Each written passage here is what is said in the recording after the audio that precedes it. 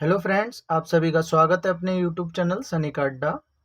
दोस्तों, आज मैं आप सभी के लिए हिंदी साहित्य से जुड़े हुए प्रश्न लाया हूँ।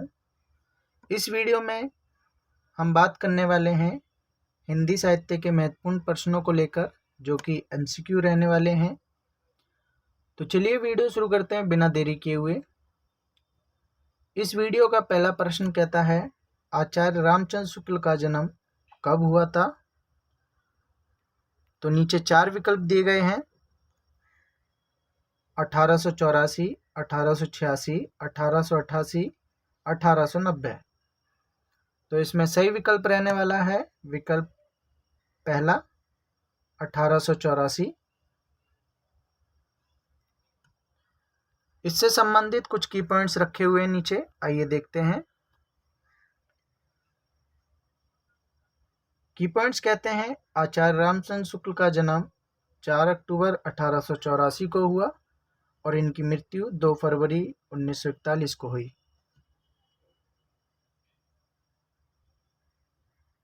आगे है, रामचंद्र शुक्ल का जन्म गांव अगौना, जिला बस्ती, उत्तर प्रदेश में हुआ था। आचार्य रामचंद्र शुक्ल हिंदी आलोचक, कहानीकार, निबंधकार, साहित्य इतिहासकार, कोशकार, अनुवादक, कथाकार और कवि थे। चलिए अगले प्रश्न की ओर बढ़ते हैं।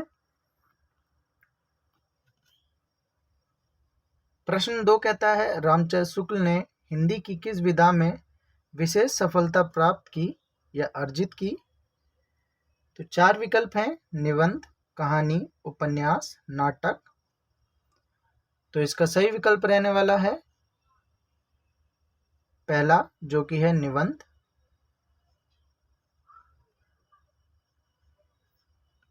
आइए इससे संबंधित कुछ की पॉइंट्स रखे हैं नीचे, वह देख लेते हैं।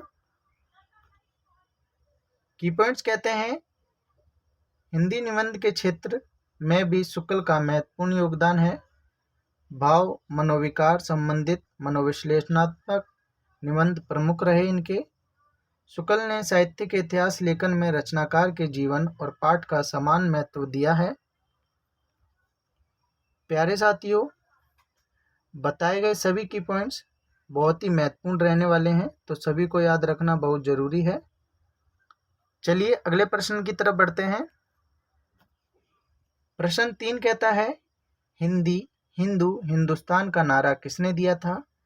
4 विकल्प हैं: प्रताप नारायण मिश्र, डॉक्टर राजेंद्र प्रसाद, रामचंद्र शुक्ल, पद्मलाल पुन्नालाल बख्शी। तो इसका सही विकल्प रहने वाला है विकल्प पहला, जो कि है प्रताप नारायण मिश्र। इससे संबंधित कुछ की पॉइंट्स देख लेते हैं, आइए। की पॉइंट्स कहते हैं, उन्होंने ब्रिटिश हुकूमत के काल में हिंदी, हिंदू, हिंदुस्तान जैसा प्रसिद्ध नारा देकर देश को एकजुट होने का संदेश दिया था। भारतेंदु मंडल के प्रमुख लेखक, कवि और पत्रकार रहे थे। वे प्रेम को परम धर्म मानते थे। चलिए अगले प्रश्न की तरफ बढ़ते हैं। अगला प्रश्न कहता है, ठलुआ क्लब के लेखक कौन हैं? तो 4 विकल्प हैं: रामधारी सिंह दिनकर, सुमित्रा नंदन पंत, हरिवंश राय बच्चन जी, बाबू गुलाब राय। तो इसका सही विकल्प रहने वाला है विकल्प गा, जो कि है बाबू गुलाब राय। आइए इससे संबंधित की पॉइंट्स देख लेते हैं। बाबू गुलाब राय भारत के प्रसिद्ध साहित्यकार, निबंधकार और व्यंग्यकार थे। बाबू गुलाब राय का जन्म इटावा, उत्तर प्रदेश में हुआ।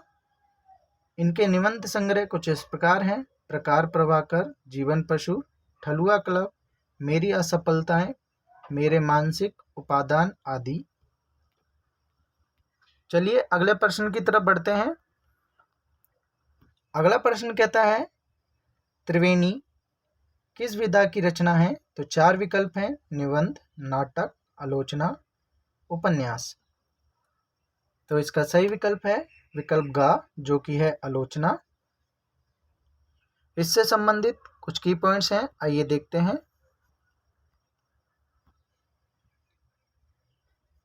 त्रिवेणी आचार्य रामचंद्र शुक्ल की 3 कृतियाँ मलिक मोहम्मद जायसी, महाकवि सूरदास तथा गोस्वामी तुलसीदास के आलोचनात्मक अंशों का संकलन है।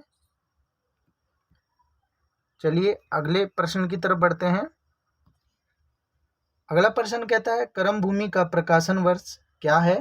तो 4 विकल्प हैं, 1931, 1932, 1933, 1934। तो इसका सही विकल्प रहने वाला है विकल्प खा, जो कि है 1932।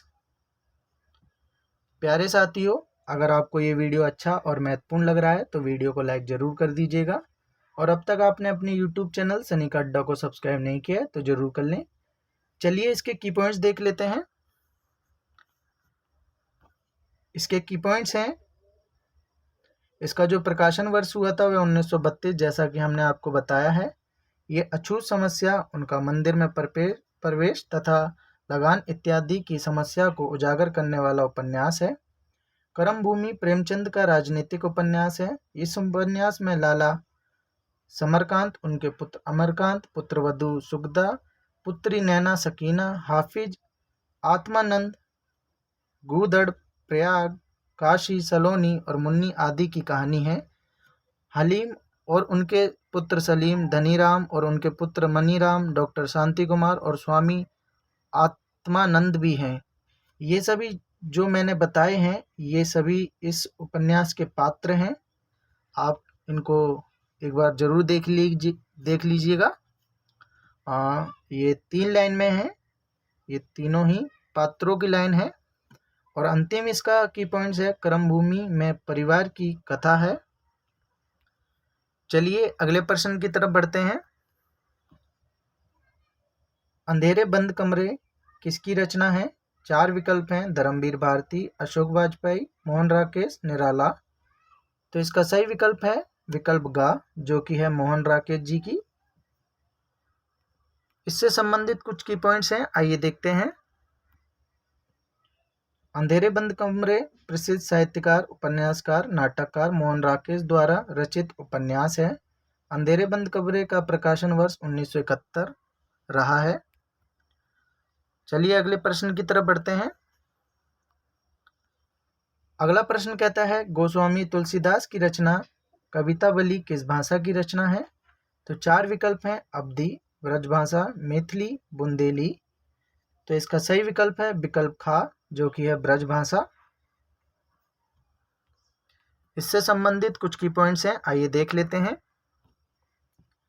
ये छंद ब्रजभाषा में लिखे गए हैं और इनकी रचना प्राय उसी परिपाटी पर की गई है जिस परिपाटी पर रीतिकाल का अधिकतर रीति मुक्त काव्य लिखा गया है। रामचरितमानस के जैसे ही कवितावली में 7 खंड हैं। कवितावली का काव्य शिल्प मुक्तक काव्य का है। चलिए अगले प्रश्न की तरफ बढ़ते हैं। प्यारे साथियों, ये इस वीडियो का अंतिम प्रश्न है।